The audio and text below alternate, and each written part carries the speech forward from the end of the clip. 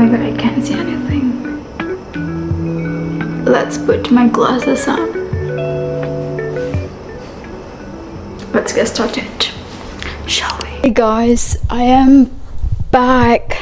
Sebelum aku mulai topik pembicaraan hari ini, I'm going to inform you siapa yang menang giveaway. Aku baca komennya ya. Yang menang giveaway untuk buku kemarin adalah Helmi Arbianto. So I'm going to read your comment because I quite like it. I like it. So he commented, morality for me is just a collective representation of social thought that rooted deeply in human's conscience. Civilization started to prevent some of an activity that caused a bad result, so that while people start to accuse somebody to do what is wrong and right, and it evolved to be good or evil in a dimension of time. The question that can occur, why killing a cockroach is good and killing a butterfly is evil, is because social approved butterfly is beauty and man should nurture it. It's like an automation of conscience to set it right and clear. The cockroach is reverse of the above sentence. Thank you, Kak. Helmi, you win the giveaway. Please contact me through my Instagram DM. Send me your address and I'm going to send the book to you next week. So today let's talk about morality. What is morality? Kalian pernah gak sih bertanya-tanya kenapa ya di zaman dulu ada suatu suku yang menormalisasi untuk doing human sacrifice, jadi ada pengorbanan manusia. Bahkan dulu itu ya, di peradaban Aztec, orang yang mau sacrificing themselves from the community was seen or perceived as a noble person. Jadi zaman dulu itu kalau misalkan kalian mau mengorbankan diri kalian untuk kelangsungan hidup suatu suku, berarti kalian itu dianggap orang yang suci. Dan bahkan dulu itu banyak orang yang berbondong-bondong untuk mau mengorbankan diri. Makanya zaman dulu kalau misalkan ada cerita orang mengorbankan manusia, orang mengorbankan anak mereka dan kemudian berevolusi jadi pengorbanan hewan, itu sebenarnya adalah proses panjang dari moralitas dan juga proses panjang dari evolusi hukum yang berlaku di suatu adat atau yang berlaku di suatu tribes. Dan di zaman dulu ya, untuk wanita berusia 9 tahun, 10 tahun, bahkan sampai 15 tahun, itu adalah hal yang wajar atau hal yang normal ya untuk wanita-wanita ini, atau mungkin sekarang kita sebutnya anak-anak ini, to produce offspring, ya untuk melahirkan atau untuk beranak pinak.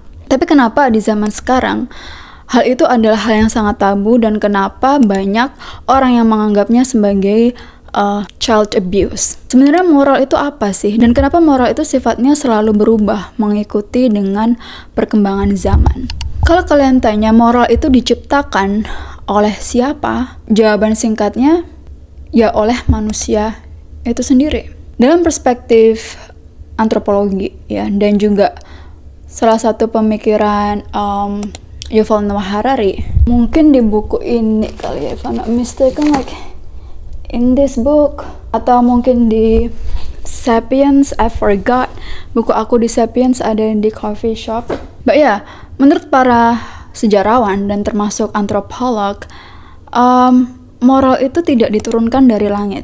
Oke, jadi ini menurut mereka ya, bukan menurut aku. Oke, moral itu adalah hasil dari evolusi biologis, hasil dari kebutuhan untuk survive di dunia yang saat itu memang begitu chaotic ya, begitu unpredictable. Dan moral itu adalah kesepakatan bersama ya, kesepakatan yang dibentuk oleh suatu masyarakat. Jadi dulunya sebelum ada negara, karena negara itu bukan sesuatu yang natural, it's actually part of human's evolution.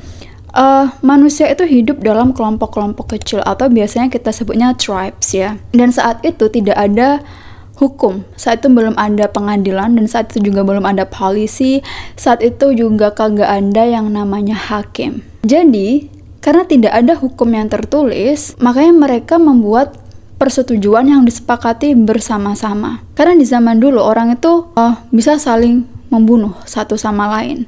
Jangan membunuh satu sama lain, bahkan juga bisa membunuh sesama anggota keluarga.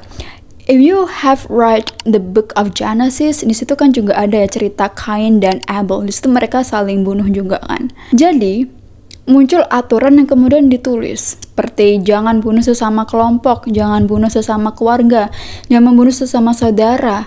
Ya kita hidup harus berbagi, kita hidup harus tidak egois. Hal ini terjadi bukan karena manusia itu ujuk-ujuk adalah manusia yang bijak, oke?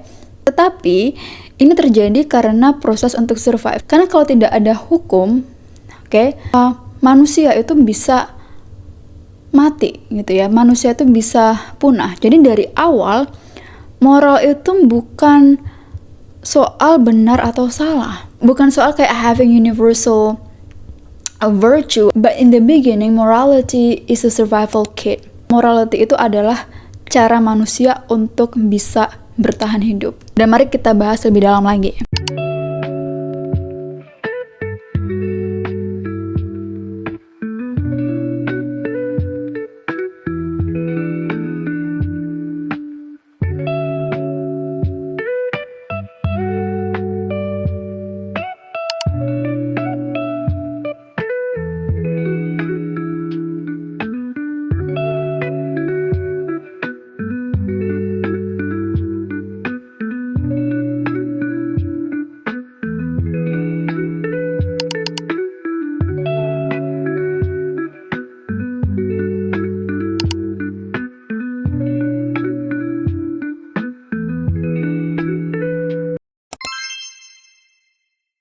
Oke, now let's talk about Aztec.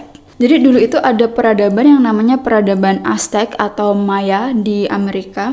Kalau kalian melihat lifestyle suku Aztec dari kacamata manusia yang hidup di zaman sekarang, of course banyak orang yang menganggap kalau misalkan suku Aztec itu barbarik, kalau misalkan mereka itu penyembah iblis, penyembah berhala, dan apa yang mereka lakukan itu jahat. Tapi sebenarnya pengorbanan manusia yang mereka lakukan di zaman dulu, it was part of the pop culture ya. Hal itu adalah sesuatu yang memang lagi ngetren di zaman itu, karena saat itu belum ada evolusi moral, saat itu juga belum ada hukum, saat itu juga belum ada teknologi. Mereka melakukan hal itu bukan tanpa alasan ya. Mereka tuh berpikir kalau misalkan mereka mengorbankan manusia, maka matahari itu tidak akan mati. Karena mereka itu menganggap dulunya matahari itu membutuhkan energi supaya tetap terbit terus. Dan mereka juga berharap kalau mereka tidak gagal panen, oke? Makanya mereka mencoba memberikan offering kepada dewa yang mereka percayai because they think it would save their life. Dan saat itu banyak juga anak-anak muda yang rela gitu loh untuk mengorbankan jiwa mereka, memberikan jiwa mereka kepada dewa ini. Jadi sebenarnya hal itu dianggap virtuous ya, hal itu dianggap baik oleh tribes tersebut. Bahkan dulu itu juga ada kan cerita tentang Abraham and Isaac, dimana Abraham itu mau gitu kan mengorbankan anaknya untuk Tuhan, but at the end of the day dia tidak jadi melakukannya karena Tuhan ingin itu dirubah menjadi pengorbanan kepada hewan, if I'm not mistaken. Dan mungkin di sini kalian menyalahkan Abraham, kok bisa ya seorang ayah disuruh Tuhan seperti itu tapi tetap mau menjalankannya? Ya karena pop culture atau tradisi ya yang banyak dilakukan masyarakat saat itu memang pengorbanan manusia, pengorbanan anak, kemudian berevolusi menjadi pengorbanan hewan. Jadi sebenarnya human sacrifice itu has nothing to do with evil worship or demons worship, tapi sebenarnya itu adalah proses dari perkembangan moralitas manusia. Karena pada dasarnya moralitas manusia itu selalu berubah. Semakin maju ilmu pengetahuan, semakin manusia itu bisa berpikir lebih kritis dan bisa menyelesaikan masalah lebih baik daripada leluhur-leluhur di zaman dulu yang tidak tahu apa itu konsep iklim, bagaimana teknologi pertanian, bagaimana ilmu astronomi, bagaimana ilmu fisika. They had zero clue about it. Jadi cara mereka berpikir ya cuman bisa sampai situ. So again, it has nothing to do with demons. It's because of their stupidity, because they did not know the reason behind it. Terus mungkin dulu kalian juga pernah mendengarkan kisah atau banyak cerita tentang anak kecil yang nikah muda ya. Jadi mereka tuh nikah dari umur 9 tahun, 10, 11, 12 sampai sekitar usia 15-an tahun. And yeah, it was normal back in the days. Kenapa kok ini dianggap normal? Karena anak kecil di zaman itu, anak kecil yang sudah menstruasi itu dianggap ya wanita dewasa gitu loh. Dan saat itu memang harapan hidup manusia itu jauh lebih rendah. Dulu itu banyak orang tuh yang meninggal usia sekitar 30-40 tahunan karena saat itu memang banyak sekali penyakit. Bahkan wanita itu banyak yang meninggal karena melahirkan. Dan alasan kenapa orang di zaman dulu itu anaknya banyak karena memang angka kematian untuk anak-anak itu lebih besar dan banyak bayi yang habis lahir itu langsung meninggal, atau mungkin banyak anak-anak kecil yang meninggal di usia balita. Bahkan dulu aja kan Ratu Inggris atau mungkin Raja Inggris, they have to take care of the kids gitu. Jadi anak-anak itu sangat rentan akan penyakit dan juga sangat rentan akan kematian. Saat itu orang tuh nggak menikah karena cinta ya guys. Saat itu orang itu menikah karena memang dia ingin producing offspring. Nikah itu adalah cara mereka untuk bertahan hidup ya. Rata-rata banyak orang zaman dulu itu menikah atas dasar ekonomi ya, bukan atas dasar cinta seperti di zaman sekarang. Akan tapi kan di zaman sekarang zaman udah berubah. Makanya cara kita melihat moralitas di zaman sekarang juga berubah karena sekarang wanita punya hak untuk mendapatkan pendidikan yang lebih tinggi, dan itu juga hak yang tidak dimiliki oleh banyak wanita di zaman dulu. Kemudian wanita juga diberikan hak untuk bekerja, wanita juga diberikan hak untuk voting, wanita juga diberikan hak untuk menikah maupun juga tidak menikah. Oleh karena itu, standar moral akhirnya juga ikut berubah. Bahkan sekarang itu anak yang menikah di usia 17 tahun atau 18 tahun itu dianggap menikah muda. Padahal di zaman dulu ya, anak umur 9, 10, 11 itu rata-rata sudah menikah. Dan dulu tuh juga ada masa di mana gereja Katolik itu tuh memburu kucing hitam ya, khususnya kucing hitam yang dimiliki oleh beberapa penyihir. Itu terjadi ya karena saat itu belum ada evolusi moral juga. Saat itu banyak orang-orang Kristen yang percaya kalau misalkan orang yang punya kucing hitam itu berarti dia adalah seorang penyihir.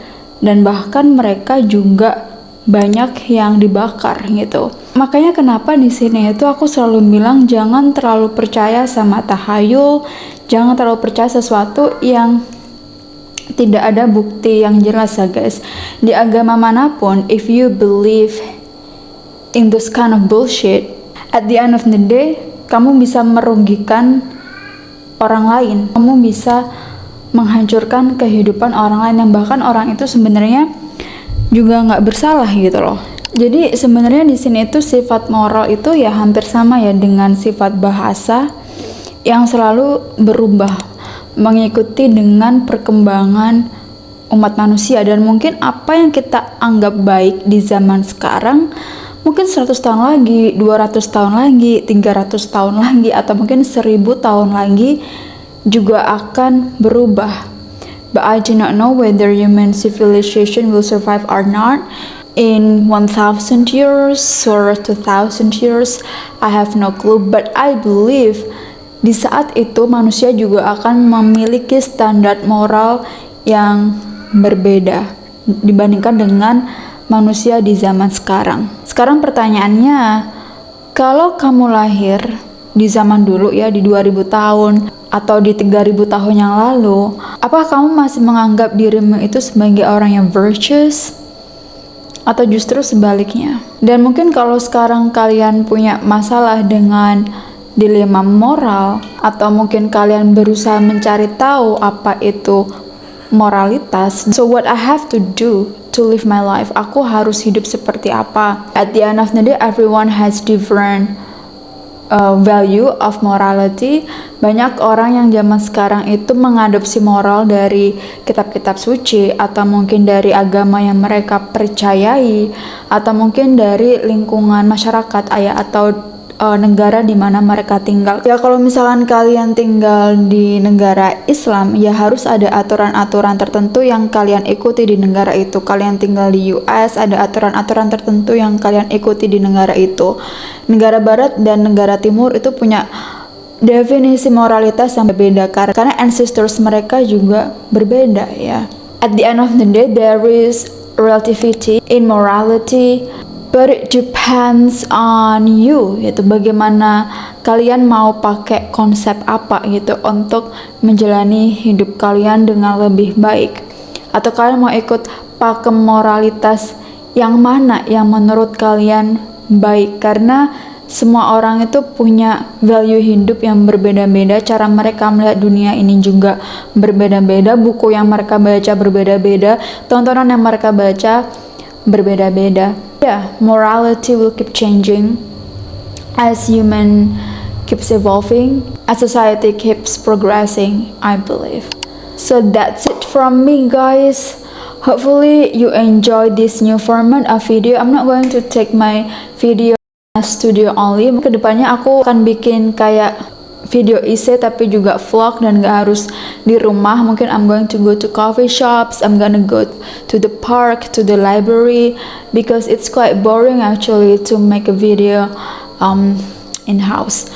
So yeah, aku pengen YouTube kayak YouTube yang dulu aja, kayak lebih chill gitu loh, nggak usah serius amat. Okay, so thank you so much for watching. I'll see you next time. Bye guys.